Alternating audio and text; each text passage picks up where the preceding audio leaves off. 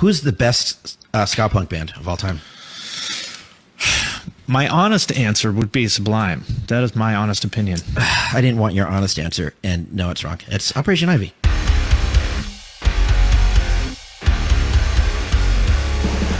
What's up, everybody? I'm Finn McKenty, and this is the Punk Rock MBA. For a lot of people, Sublime might seem like feel-good music that you'd put on at a backyard party, or maybe just a logo on a t-shirt that your niece bought at H&M, or even, as one writer called them, white boy reggae punk for backwards hat frat bros who ride longboards to their college classes. But all of those characterizations, I think, completely miss the point of what Sublime really is. For one, they were one of the most eclectic, brilliantly creative bands of the entire decade, with a really unique mix of punk, reggae, ska, and hip-hop, and some of the absolute best hooks ever written. But more than that, beyond the seemingly upbeat, sunny kind of surface level, Sublime had some of the most crushingly dark, emotional lyrics I've ever heard in songs like Bad Fish and Pool Shark. And knowing what we know now about their story, that all makes sense. Just as the band was on the verge of having their mainstream breakthrough, their vocalist and primary songwriter Bradley Nowell died of a heroin overdose alone in a hotel room. And so the question is, what went wrong that took him to such a dark place? And what if he had lived? Would he have been the next Kurt Cobain? And what is Sublime's lasting impact and influence? Those are the questions that I will answer in this video.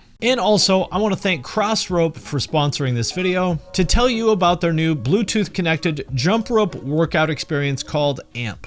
You get guided workouts for your fitness goals, real-time feedback on your jumping, and access to a library of over 2,000 workouts. AMP is also a fraction of the cost of most connected fitness experiences. The AMP set is $199 and a monthly subscription is $9.99. Plus, it's super portable if you travel a lot. You can do your workouts on the iPad at home or on your phone when you're on the go. And you still get the same quality and benefits of weighted jump rope training that Crossrope is known for. And with AMP, you get actual data to serve you a personalized workout experience, so you can find the right intensity level and track your progress. And if you don't have a lot of space to jump, or you're a bit intimidated by the weighted ropes, no worries. Crossrope also offers these cool ropeless attachments that you can just clip into your handles. So if you want to check it out, for a limited time, click my special link in the description of this video and save 15% off your purchase with the code ROCK. Sublime came together in 1988. Eric Wilson and Bud Gaw were in punk bands, and formed Sublime after Bradley Nowell came back from college, and introduced them to the world of reggae and ska. And the mix of those three styles, punk, reggae, and ska, became the foundation of the band. They played their first show on July 4th, 1988, but struggled to find more people who would book them for shows as an unsigned band. And so they did what every punk band does in that situation. They started their own label, calling it Skunk Records, named after the combination of ska and punk, all so that they could tell clubs that they were Skunk Records recording artists. And for context, back then, the ska punk scene was very, very small. There was Operation Ivy, there was the Mighty Mighty Boss Tones, and of course lots of kind of small regional bands, and the two-tone scene a few years earlier than that. But this was years before the ska punk boom of the mid-90s. And so they focused on playing in Southern California at clubs and house parties that would inevitably get totally packed and out of control.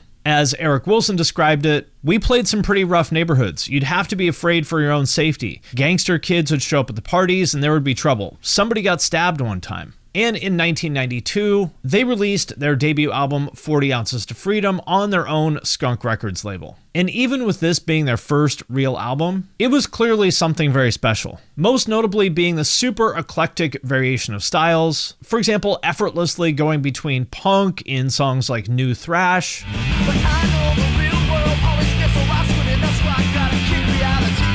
So don't tease me. to reggae rock, With a face like Bob Marley and a mouth like a motorbike. and just about anything in between. They also included a lot of hip-hop influences and references, which was something very new to the ska punk genre at the time. For example, they have a whole song about the rapper KRS-One, as well as references to Public Enemy, Ice Cube, and many others. There's also covers of Bad Religion, the Grateful Dead, and the Melodians, and shoutouts to everybody from Crass to Rudimentary Peni, to Miles Davis to Frank Zappa. That is how broad broad their kind of sonic palette of influences was. It's one of those albums that's kind of all over the place, but in a good way. Like, these guys were just so full of creativity and ideas that they just couldn't limit themselves, but instead of it being a jumbled mess, as is often the case, it all just kind of works together. It also gave us, in my personal opinion, one of the single best songs in the entire decade of alternative music, in Bad Fish, which to me really sums up what Sublime is.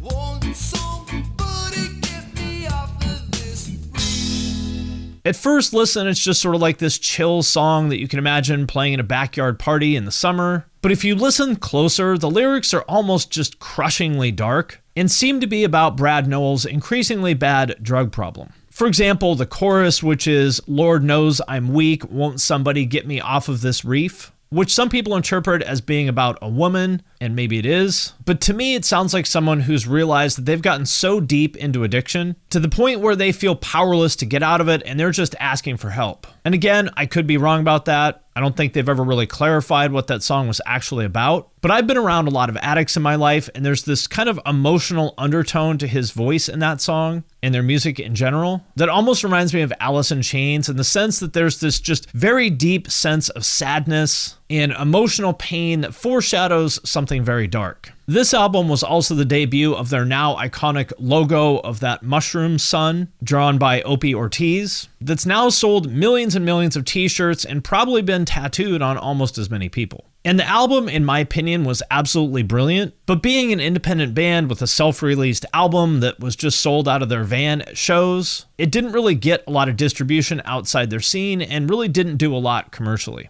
And they followed that up with their second album, Robbin The Hood, in 1994, once again self-released, which, as it says on the cover, is mostly self-produced 4-track recordings. It's very raw and experimental, and although I think it's pretty cool that they did it, again, it really didn't get that much traction. But for the people who did pay attention to their music, and especially the lyrics, it painted a pretty dark picture of where Brad was at. As his wife Troy said, "Robbin the Hood was written when Brad was at his worst of being strung out. It's a great album, but it's all about his heroin abuse. In particular, the song Pool Shark, which a lot of people consider to be his suicide note, for the way that it seems to very directly talk about his heroin abuse." Now I've got the needle and I can't shake, but I can't breathe. I take it away, but I want more and more. Eventually saying at the end of the song, "One day I'm gonna lose the war." And in 1995, they finally got a breakthrough.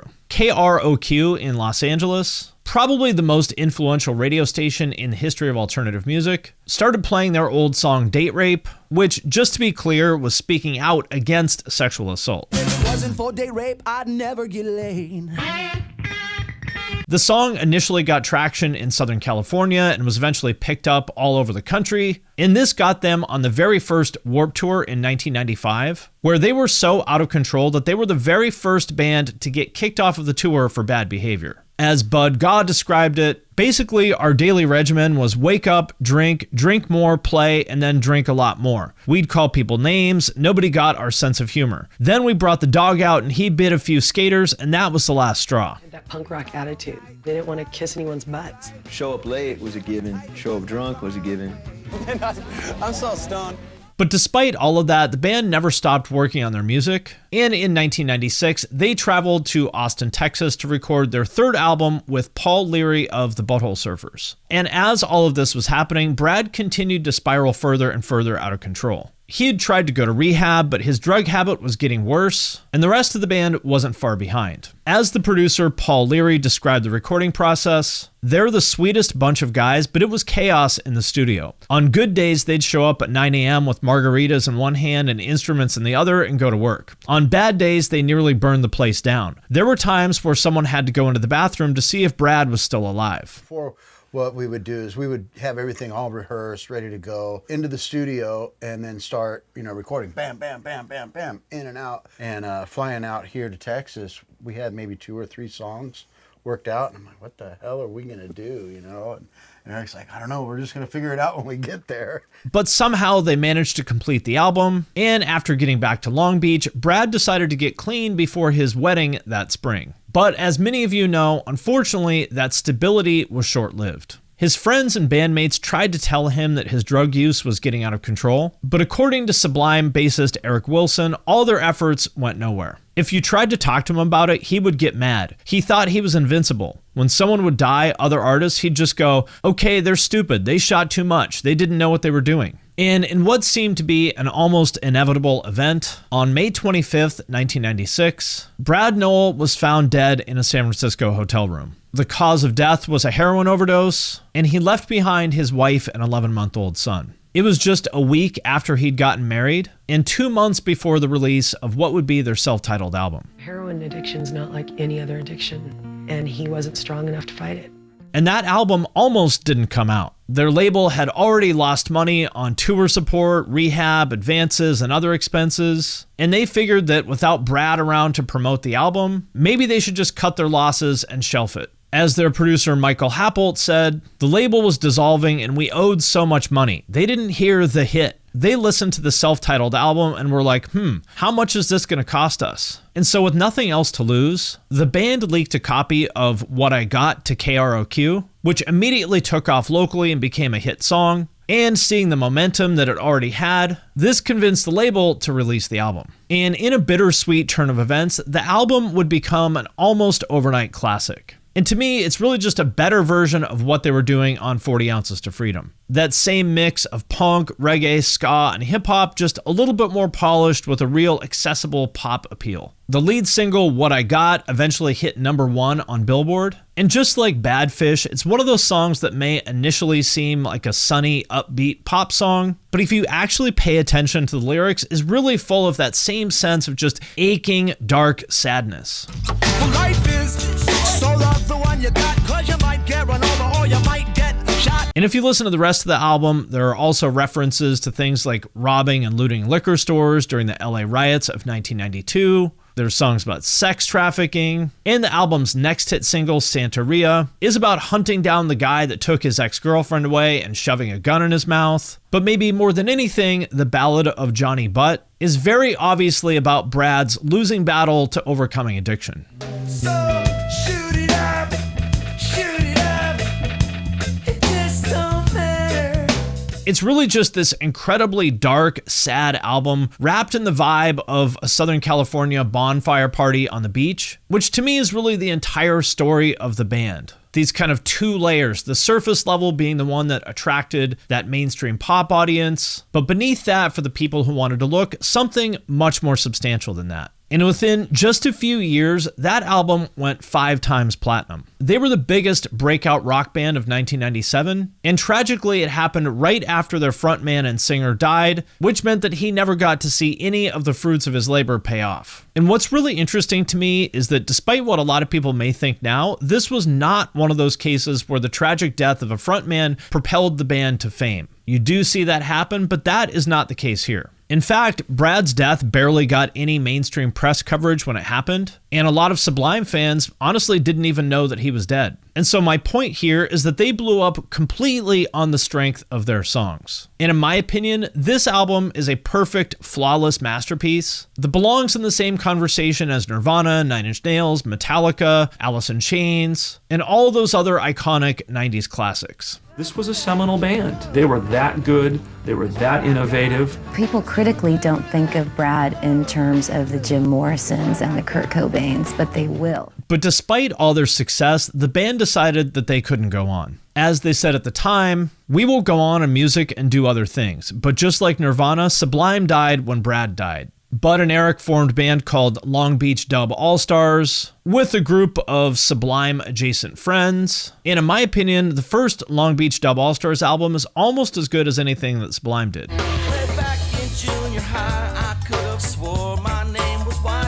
But a few years later, after Long Beach Dub All-Stars broke up, despite their initial statement that Sublime couldn't continue without Brad, in 2009, Bud and Eric announced that they would be continuing the band with Rome Ramirez as his replacement, a young guy who was 21 years old at the time and was a huge fan of the band before joining. And Brad's wife, Troy, was not happy about this, saying, "I was very emotional. We did not want them using Sublime. I was like, why do you want to do that?" And so she took legal action to prevent them from using the Sublime name. And eventually they agreed that the band could continue using Sublime's music under the name Sublime With Rome. And she seems to be at peace with the band now, saying, quote, "I finally went to a concert last July to see them live for the first time. It was actually a really beautiful experience because the fans don't care who's up there singing. They just want to hear the music live." But after a couple years, drummer Brad Goff felt differently, quitting the band in 2011 and expressing regret that they ever did Sublime With Rome in the first place. In hindsight, I would not have used the name. I didn't want to in the first place. I was talked into it, and I would like to apologize to certain people and the fans for trying to justify or talk them into it as well. The recording was awkward, it felt rushed, felt like I was playing someone else's parts or songs. And personally, I'm inclined to agree with them. I think Sublime With Rome would be a really good band under any other name. I just don't think it's Sublime. Their songs are solid. I think Rome is an awesome vocalist, but in my opinion, it's just not Sublime without Brad. The same as the Dead Kennedys aren't the Dead Kennedys without Jello, and the Misfits aren't the Misfits without Danzig. If fans enjoy watching these reunion lineups, that's totally cool, and I understand the appeal, especially for people who may have been too young to see the band the first time around. But to me, these are basically cover bands, and I would prefer to watch a grainy VHS video of the original lineup